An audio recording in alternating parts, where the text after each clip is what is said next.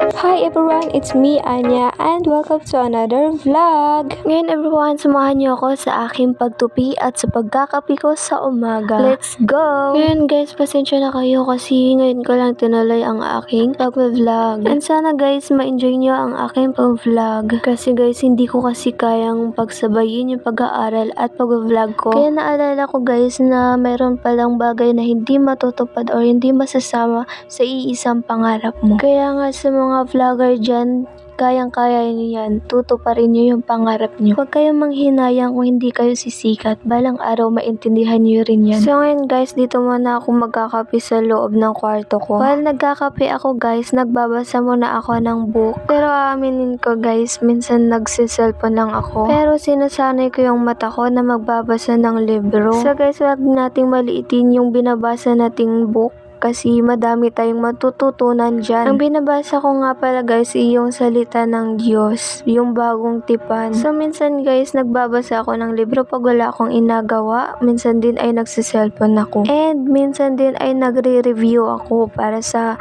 darating na examination namin sa December 9. And pagkatapos ng Christmas party namin sa 16 or 17, yun na guys, Christmas break na namin yun. Ang Christmas break namin guys is December 18 to January 6. So ayun guys, parang 2 weeks lang siya. So ayun guys, palipat-lipat ako ng pwesto sa pagbabasa, hindi ako mapakali. Ayun dito guys, parang feeling ko, ramdam na ramdam ko yung pagbabasa ko dito. And nilalagyan ko siya ng underline guys, bawat salita. Kasi pag nagbabasa ako, parang familiar sa akin yung salita. Kaya pag may nagbabasa nun guys, is baka maaalala ko yun. Kaya minsan sa pagbabasa ko, inuulit-ulit ko talaga. So minsan guys, na-enjoy ko yung pagbabasa ko. Pero minsan din naalala ko na patapos na pala ako sa pagbabasa ko. Pero guys, wala pa rin sa kalahati yung pagbabasa ko.